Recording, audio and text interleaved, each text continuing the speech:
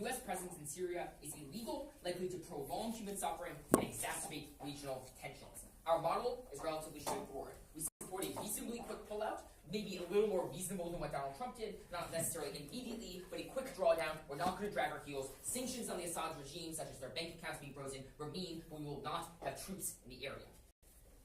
For context, there are currently roughly 2,000 troops, that are U.S. troops, and mostly special forces that are operating in Syria. They have a dual mandate of fighting ISIS and, more significantly previously, is training moderate rebels to resist the Assad regime. We want to start with the fact that this intervention is wildly illegal. The authorization of the use of military force signed in 2001 only authorized U.S. forces to fight against troops that were forces that were responsible or related to 9/11. This has been dramatically expanded as power to include nearly everything, but there is no credible argument that ISIS, which has its origin in 2006 in the resistance to the U.S. occupation of Iraq when it was called Al-Qaeda Iraq, has any relationship to ISIS. The problem with doing the illegal things is this rationalizes future things. Yeah, hit me. Would you also cease all funding and all yes. Weapons to the Yeah, no, we're not sending weapons either. Yeah, so all part of withdrawal. It rationalizes the elastic definition of the AUF to justify other kind of interventions that are legal. There's no UN authorization. What they have to explain is why it's justified to violate the laws of the U.S. Constitution and international law in this intervention. First, then, argument is how the U.S. presence in Syria destabilizes the Middle East. The reality is that Assad has won the war. He has control over every major population center and strategic source of natural resources, allowing incredible access to oil revenue and other sources of money, particularly through laundering through Russia and Iran. The defections from the military have stopped, and he has dramatically superior amounts of manpower and personnel and equipment. The rebels are tarred with their fact that they are seen as similar to the extremists like ISIS, and therefore they lack popular support. Moreover, the Iran and Russia has a massive intervention to prop up Iran, and the 2,000 troops that are supporting is insufficient to counteract the Revolutionary Guard and the Quds force that Iran is supporting, and the barrel bombs that Russia is bringing, and they just simply have more money. They need to explain how it makes any sense that we are going to use half-ass and 2,000 troops, and then somehow going to be the enormous amount of intervention and superior resources that Assad has, or Iran has, and Russia has. What this means, then, is that the training rebels and the enormous funding for them and the funding for arms only prolongs the war. We know that Assad is going to win. We know he's going to wipe out the rebels. The only question is how long it's going to take. The longer it happens, it means that there are more barrel bombs that are bombing the Syrian cities. It means more civilians are being displaced in what is the worst humanitarian crisis since World War II. Moreover, the longer the war, the more recruitment for ISIS, because ISIS recruits on the fact that there's instability and desperation. The more barrel bombs Russia is dropping, the more forces Iran sends, the more recruitment for ISIS. This is what they get by fighting a war we simply cannot win. Moreover, we think there are other mechanisms by which they expand the power of ISIS. Recognizing the status quo, ISIS controls functionally no territory. Whereas previously controlled all of Mosul and much of Iraq, they have been forced entirely out of Iraq, their capital is gone. We run in the context of ISIS. It makes no sense for them to get back. Now, I see them banging on CO, and I expect their argument to be that ISIS will reemerge. We think they're far more likely to reemerge on their side for a couple reasons. One is that they have a much easier propaganda tool when they say, oh, we're fighting the Western imperial powers that are coming in. It's not a tool that they do not have after we withdraw. Secondly, we think the longer the war, the better it is for ISIS. That is to say, for the reasons that I provided previously. But thirdly, they have no definite timetable. I'll expand on this later. But if the idea is, oh, we want to make sure that some indefinite time in the future, an extremist group does not emerge, how long do they need to stay in power to make sure it never emerges? 20 years, 30 years, 40 years. The danger of the forever war means they cannot say ISIS might possibly reemerge. That rationalization can be taken too far.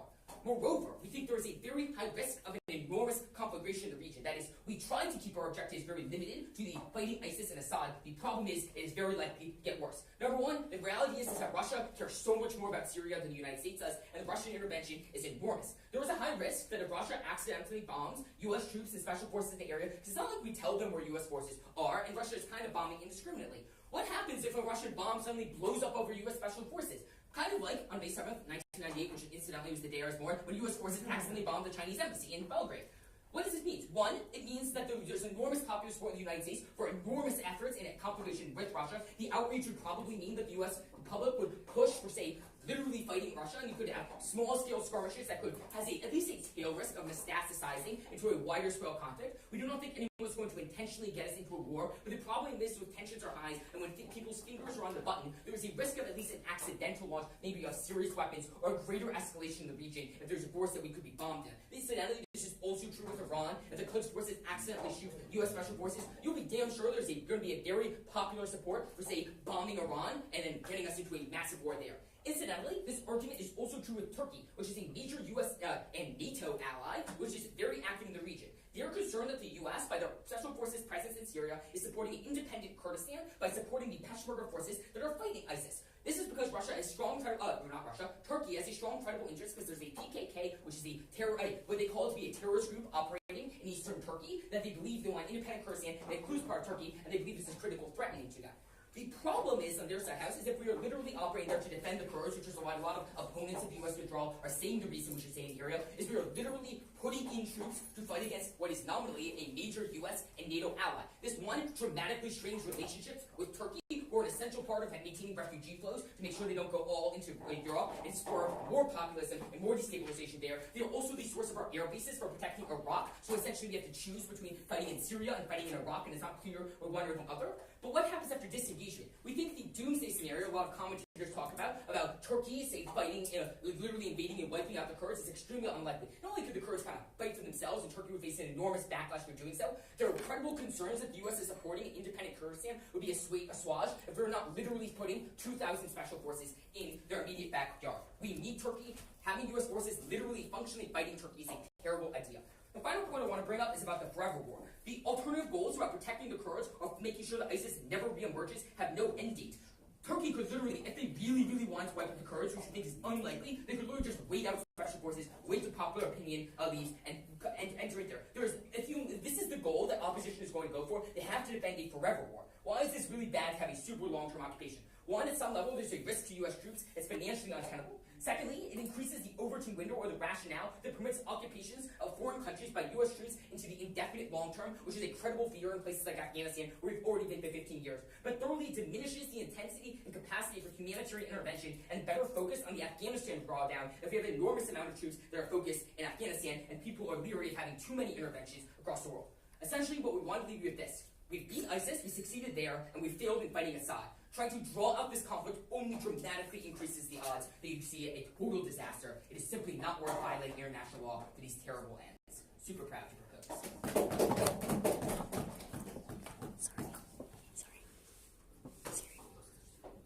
Okay, let's take out the time of the speech now.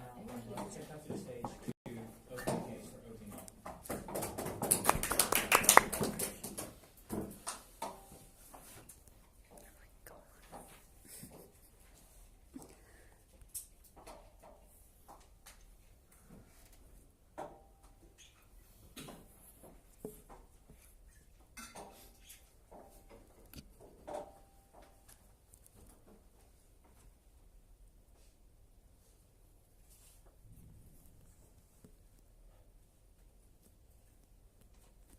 Panel, I want to talk about the conflict and the long term. But before I get to that, I want to do extensive rebuttal to what we heard out of the last speech. But more importantly, some framing as to what's actually the reality and why I think their fears of ISIS are just dramatically overblown. So to start with, I think even in the best characterization of their counter-assertion, which is that America is no longer doing anything about fighting Assad, the reality is that even the things we are doing according to them to beat ISIS, like training rebels, for example, are things which, as we told you in the first speech, are effectively fighting Assad, because we're training rebels to fight ISIS, but these rebels are simultaneously trying to fight Assad. This is our argument about how ongoing American assistance, and sorry if I just slip into the first person as Will did, it's kind of natural for the Americans, but what this means, though, is that the ongoing support of these rebels, even if it's to fight Assad, is effectively continuing the quagmire. More importantly, though, why is ISIS simply not a threat? So first, the fact that ISIS occupies literally like single-digit percentages of what they had in 2014 should just cast a little bit of doubt on their claims that they can suddenly resurge. Second, any threat that they pose now are primarily from lone wolf attacks. But third, even if you give them all of their arguments about Iran and Turkey not wanting to fight ISIS, the problem is that the most important actor who would render any threats of ISIS null on our side of the house is the Syrian government. Because, newsflash panel, Assad doesn't want ISIS to exist either, and our argument is stop trying to take him out of power when they themselves don't offer any reason to believe he can be taken out of power, and stop distracting him from stopping ISIS. Because the reality is, he would do it. This means any threat of ISIS is fundamentally gone. Final thing to note on this ISIS argument, we gave you substantial amounts of reasoning as to why it is that ISIS is worse on their side of the house, because they can better recruit. What were these reasons Will gave you? First, they can better recruit because they can point to ongoing American intervention. Second, conflicts from the Syrian government renders more people's lives hard and wants them to turn to the alternative of ISIS. And third, the war distracts from development, which would otherwise contribute at least to decreasing the economic incentives to turn to ISIS. People turn to ISIS more on their side of the house, and on our side of the house, we at least reclaim the most important actor to combat them. Great. The last thing I want to note is just on the actors about fighting ISIS. They say Turkey won't do it because of the Kurds. We posit that Turkey wants to fight ISIS because they're one of the primary, or historically have been one of the primary contributors to the refugee flows you heard Bill reference. Because refugee flows threaten Turkey's sovereignty and they have to deal with them, so they have incentives to stop ISIS. And secondly, Iran wants to do so as well because they are generally allies with Assad, so they would support them in this endeavor if they wanted to. Let's talk about the Syrian conflict and why on their side of the house. Because note what I just did then for your panel. This just cast a lot of doubt on these arguments about ISIS being super threatening. Because realistically, what this debate is about is how harmful it is to regional stability to have an ongoing civil war between forces which have effectively already won, but cannot meaningfully cement their control and begin the redevelopment process in Syria, which is so necessary. So let's talk about why American intervention is likely to continue to destabilize the region. We give you a number of things, an extremely sophisticated analysis on this, which is to say, first, all of these arguments about ISIS's reemergence contribute to how, on their side of the house, these sorts of things ISIS recruits off of, like hatred of America, like ongoing fighting, like economic destitution, all of these things are more magnified on their side of the house. Secondly, though, there's just the simple fact that they don't stop Syria's bleeding. When Assad is continuing to fight rebels who are being trained by Americans even to fight ISIS, what happens? He can bomb cities and do things like that because he can say the rebels made him do it because he thought rebels were in the city and use this as a way to try to force rebels to stand down. What does this mean in the real world? People are dying in Syria. That's why 500,000 people have died since 2014, and they do not do anything to stop it because they continue the American presence, which antagonizes it. Let's continue, though. We also told you about a very high probability that just coexistence with Russian and Iranian forces within that region magnify the risk of a greater conflict with the United States, which would obviously destabilize the region.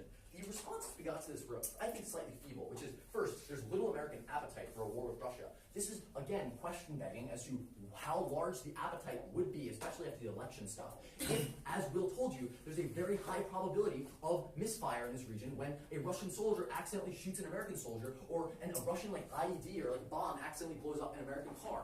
These things are real probabilities, and we told you you need to get out of the region because, especially in today's context of Americans being so skeptical of Russia, this would blow them off the roof. This also leads back to their argument about how Russia isn't dumb, because the question is about probabilities. Also, when they say Russia tempers and doesn't do crazy things because we're there, this is clearly ahistorical in the context of Russia aiding a Syrian regime which, as they said, has used chemical weapons despite America being there for 4 years. It's an unfortunate reality, and it's a trade-off we have to make, which is allowing Assad to win, because the alternative is far worse. Let's talk Turkey as well. Why is it super bad for us to continue to support Kurdish individuals, which Turkey is threatened by? This is to say, it turns an ally of the United States against the West and the United States at large. This is two impacts which, again, these guys didn't want to contend with. First, weakening NATO, which is a central vestige of maintaining international stability. But second, losing alignment from a crucial individual or country necessary in maintaining and regulating international refugee flows. These are many, many impacts. But the takeaway from this argument is that their side of the house has a far less stable Middle East, a far greater probability of much greater war in the future, and alienation of countries which are necessary to maintain stability in things like refugee flows and like regulating terrorism. Okay, closing. ISIS is just another organization representing the Sunni resentment of an oppressive Shia regime. How will you ever, literally ever, fix that problem? Okay, this is why I'm going to speak about the long term, because this begs the question in the reverse. How are they ever going to stop this problem? Our argument is that these sorts of problems, like political resentment, like the Baathists, for example, in Iraq, stem in large part from ongoing foreign presence in these countries because they delegitimize the state and legitimate narratives that the state needs to be fought back against. They send narratives that the state cannot maintain itself and a new power is necessary. What happens in their long term then? It's far more likely that these ongoing quagmire of keeping American troops in the region, because for their arguments, they're going to be needed for a very long time because there's always going to be resentment of this sort. Meaning that people are going to continue to uprise against the state to make it far harder. When when they talk about negotiations also, Assad's still going to be backed by Iran and by Russia because they're very close allies for decades now. So he doesn't have an incentive to negotiate. Also, it doesn't matter if we're not negotiating with him because he's going to win and we're going to stop preventing him from doing that. Final thing I want to note. Panel, in the 1990s, before the Civil War started, Syria was a very prosperous Middle Eastern state. It was quite a wealthy one, in fact. What happens when this war ends? Assad can finally, and I know it's unsavory because of the chemical weapons, note we're still sanctioning those, so there's still like a moral aspect of this, but can finally begin redeveloping this country and begin the process of making it less likely that people resent the government and turn to terror. This is what stops and solves for the long term, which they can never explain how they fix. All these reasons are private first.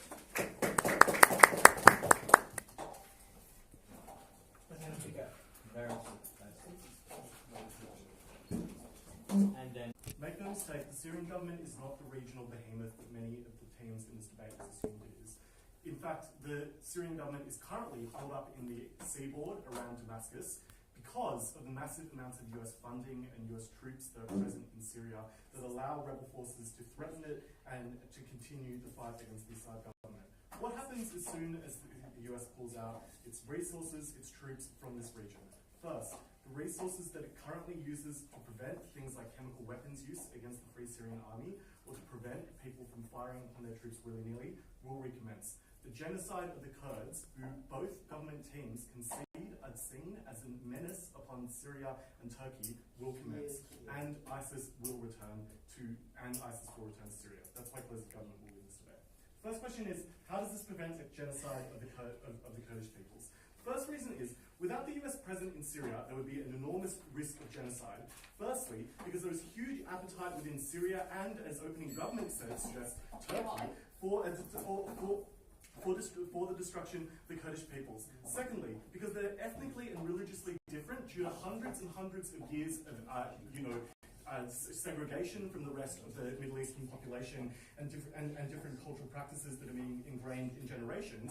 And there is presently an enormous appetite within Syria and within Turkey for precisely the types of ethnic cleansing measures that is likely to lead to the large-scale destruction of the Kurdish population because of the situation of conflict, which has escalated the belief that, for instance, Muslims are under attack, especially in places like Turkey and Syria, which is why precisely this is the exact moment when that genocide is most likely. And thirdly, because it's beneficial for the precise individuals who currently back the Assad regime. It would be beneficial for Iran to no longer have the threat of a group of individuals who are very likely to support the US in any regional conflicts at its borders, and it would be beneficial even for countries that are US aligned like Turkey, as opening government themselves concede. What is the importance of continued US military presence in Syria with respect to stopping the destruction of Kurdish people? Firstly, it provides a form of direct deterrence. Both government teams are kind of like, well, Russia, the US doesn't really want to risk, the risk of war because of the enormous cost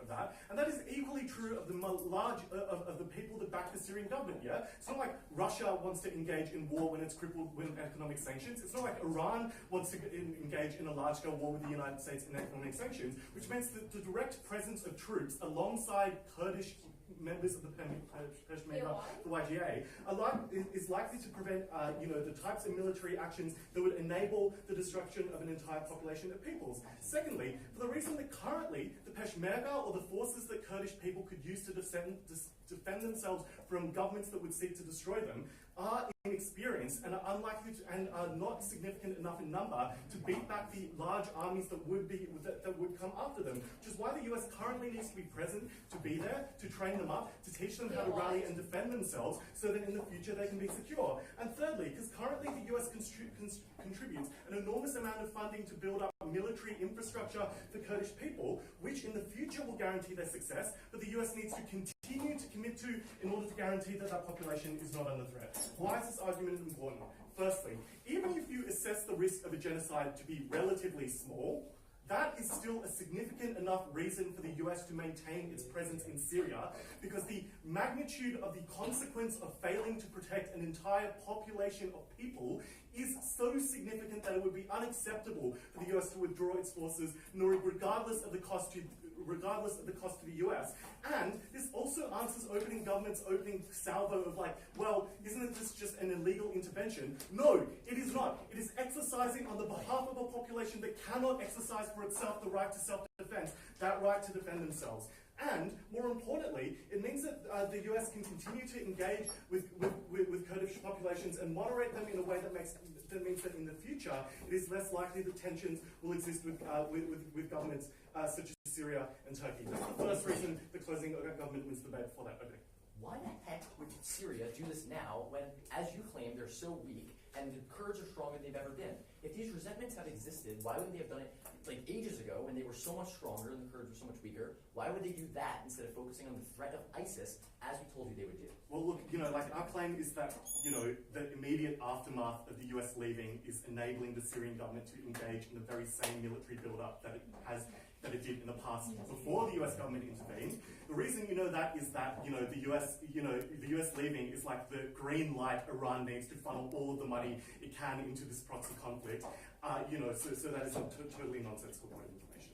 Secondly, on reconstruction, the thing to note is that currently there are large portions of Syrian territory that are under the control of rebels. We believe that the US ought to stay in that territory to engage in the process of reconstruction for the reason that that is precisely the way in which you prevent the re-emergence of terrorist groups like ISIS and greater stability in the future. Firstly, for the reason that the reconstruction of things like infrastructure allows the economies of areas afflicted by war to recover, preventing the poverty which leads to things like radicalization. And secondly, because it decreases the isolation of areas that are currently held by rebels, which means firstly that they're less isolated from centers of power like urban areas where the activities of things like terrorist groups can be more effectively monitored, and it decreases their isolation from the more moderate ideologies that are present in urban areas in Syria, which counter the ideologies that are spread to individuals who might be radicalized. So the question you might ask is, why won't Assad or Iran do it if this is so effective at preventing terrorism? First reason is, the Assad government is unlikely to do it because it's currently engaged in border struggles, which means it's unlikely to direct huge amounts of funding that it could use to fund its army to that. Secondly, for the reason that it would be seen by the Assad government as feeding and giving infrastructure to portions of Syria that are diametrically opposed and do not support the Assad government, for the reason that the territory that's currently held by the US and rebel groups is primarily Sunni and directly opposed to the Shia minority government that is in power. And thirdly, for the reason that the majority of aid that goes to the Assad government comes from a Shia country, Iran, which is extraordinarily unlikely to want it to be spent on Sunni Muslims living in the countryside. Why will the US be successful in this mission? Firstly, OG's claim that there will be propaganda spread about the US might apply to countries like Afghanistan and Iraq, but does not apply to Syria, where they are seen as liberators of the majority Sunni population that are constantly oppressed by the Assad government. And they can do things like install local leaders and provide them with the funds that they need to stabilize their positions, which is precisely how you get the better negotiations that closing government wants, when you allow people to maintain a sense of stability and no longer have to concern themselves with just preventing power struggles and enable them to engage in negotiation. That's what we propose. Thank you very much. And now Brian can close out the document for us.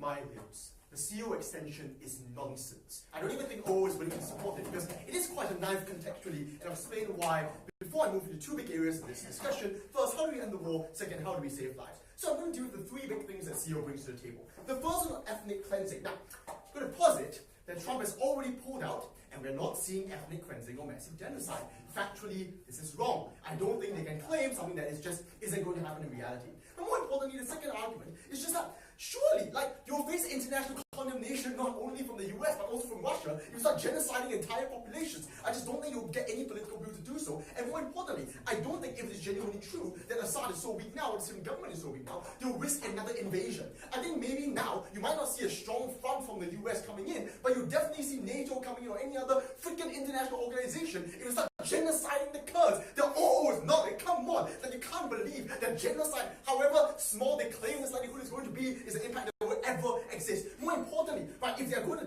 win this debate on the minutiae of impact, but the huge, the minutiae of possibility, but a huge impact of genocide, then I think the converse is true as well. Maybe they will genocide the populations if the US continue to stay. If it's a non-zero probability, then I think it just outweighs. If they're going to win on this sort of metric, it's just ridiculous. Right? Ethnic cleansing is not going to happen. The small possibility that it happens could be outweighed that it happens on either side. Second, they said the significant US funding allows us to stop this ethnic cleansing. So let me give them that point. Let's say ethnic cleansing has a possibility of happening. Why won't US involvement stop that anyway? First, this is a direct knife to opening opposition. The reason is because the context set up by leader of opposition is that the US currently is primarily and largely only fighting ISIS now, which is how they justify their case against the illegal imposition of opening government. If this is true, then they cannot say that the US is also actively fighting the Assad regime and spending significant amounts of dollars pushing them towards Damascus, because that's a knife, and I think that's fairly unfair to opening opposition. Second, I think the US is currently in deadlock. It's a terrible place to continue their commitment. I don't think Congress, which is now shut down, going to be able to approve any sort of bill to give more guns or more money to the people on the four fronts. Precisely when they say we need continued engagement in order to be able to ensure that we fight against ethnic cleansing, I suggest a sporadic commitment coming from the US, which Rachel brings to the table, once again, no response to this extension, is just going to mean that you're not going to get any of those money or funds. This also demonstrates why reconstruction is not going to happen, not only because there is a Congress shutdown, but also because it's damn hard to sell in the US. Let's reconstruct for the freaking minorities in Syria when people there just are out for blood. I just don't think reconstruction is an incentive for the US anyway. Finally, I think in response to the idea of reconstruction, when the UN is not seen as a body that is supporting the US, you actually allow alternative things like aid to come in to help the refugees, to help reconstruct people on the ground. I think reconstruction happens a lot better on our side. I just don't think Syria can get away with even one of those extensions. So, first, on ending the war and bringing back all the stuff Rachel brings to the table, no response from their side, and just by the way, right, like if they backload responses, that's freaking unfair because I can't respond to any of that. So just take note, give them a little bit less credit, probably take the fall. So, why do we end the war better? The claims coming out from opening opposition were as such. One, only the US is fighting ISIS. Rachel tells you that others will for the precise reasons of the re-emergence of ISIS that they bring to the table. But more importantly, Rachel also tells you that you cannot guarantee the fight can effectively continue. And that means even if we accept that the US is primarily the ones fighting ISIS, we don't think the US has the necessary funds to sustain this fight such that they can sufficiently win or beat ISIS anyway. We think there are other actors who are willing to fight ISIS as well. For example, the Assad regime, who has the vested interest to do so. The second claim that comes out from opening opposition is that the US is no longer involved in negotiations. Now, this is a bit odd, right? Because if we have to believe leader of opposition's frame that the US is only concerned with fighting ISIS, then I don't see why they will also then consequently be involved in the negotiations with Assad. Unless they also believe that we're actively involved in negotiations with Assad and the fight against ISIS, then it contradicts a lot of the frame which, by the way, they are prodded to when I use as a rebuttal just now, and also largely falls prey to some of the arguments coming from WUDC, and more importantly, the stuff coming out from closing government about how we establish renegotiation on our fronts. I'll talk more about this in just a second. But the second more important question is, if the US is genuinely involved or going to be involved in negotiations, I'll ask, why aren't they doing it now, or why are they doing it anyway? Like, the US has been there for very, very long, that the war has been largely stagnant. We have seen small changes in percentage points as to who owns a little bit more territory, but we are not seeing the kind of peace treaties that they claim are going to exist. That is why Rachel posits very simply, the reason we aren't getting peace now is precisely because of the US involvement, and we need to end US involvement to be able to ensure peace. For four reasons, once again, absolutely no response to any of them from closing opposition. The first reason is that we get less parties involved. Iran is likely to leave. Now, listen to a deputy leader of opposition. They claim that Assad only worked with Iran because of US involvement, and if the US is willing to negotiate with Iran, then, negotiate with Syria, then it's likely that Iran will step back or Syria will be less likely to cooperate with Iran. I suggest if the causal mechanism is Assad is only working with Iran because of the US, then the simple solution is just have the US pull out so Assad no longer works with Iran. If I were to believe this causal linkage, then surely there's a simpler solution to having some negotiation process which hasn't obviously been happening already. No thank you. The second thing Rachel brings to the table is that you're prepared to take lower terms now as a rebel, but not be held up to the high terms of the United States. Now this is crucial because it also directly responds to stuff coming out from closing opposition. If closing opposition's claim is we want reconstructors for minorities and Syria is unlikely to do it, I think they're unlikely to do it when you have terms that favors the Syrian government. The problem though is that when you aren't held to such high terms from the US, who doesn't want to be seen as losing the war and therefore wants to push for higher negotiation terms, then you're likely to accept slightly lower terms, but that also means conditionalities for reconstruction, things that are more favorable to the minorities now. On that, I think the minorities are losing on either side of the house. They can't guarantee that minorities will prosper in their role because they are already losing. I think being prepared to accept lower terms and go going to the table and negotiating is a solution in the long term. At least we get some reconstruction, they get absolutely none. The third reason Rachel brings to the table is that without support, you are pushed to negotiate. And this is very clear and very simple. I'm quite surprised they did. Yeah, go ahead. When the US just pulls out, the existence of extreme radical groups means they still cooperate with Iran. Because they want to stop fighting the Assad government, they will bring moderate rebel groups to the negotiating table. That clarifies all your tensions. Well, no, I mean, if there are reasons aside from US involvement that means that they continue working with Iran, then your response that US negotiation with Syria will therefore end relationships with Iran just doesn't hold either. So on your vote, it just doesn't mean that they will stop negotiations with Iran. The last thing Rachel brings to the table is that fewer actors are engaged in the war. And this also means less border struggles with CO is concerned with, because it's more likely for Assad to engage into negotiations now when fewer actors are pushing him in all directions. The upshot of this is fairly simple. We have more ways that we deliver the mechanisms by which we reach that peace treaty. We end the war. We stop the bloodshed. All the stuff that OG claims to want, but it's only demonstrated in CG. The last thing Rachel claims is how we save lives as well, because we allow for protection for the precise fighters like the rebels and Kurds they want from their side. When less chemical weapons are used, because Russia is more willing to ease off the veto, knowing that they're not under threat of US influence in Syria, they're now more willing to condemn things like the use of chemical weapons. Also stuff about aid to refugees that are demonstrated as well, and how we can deliver them is way better for those fighters than having no aid at all. At the end of the day, we demonstrate that we better win the war and we better save lives than firmly in close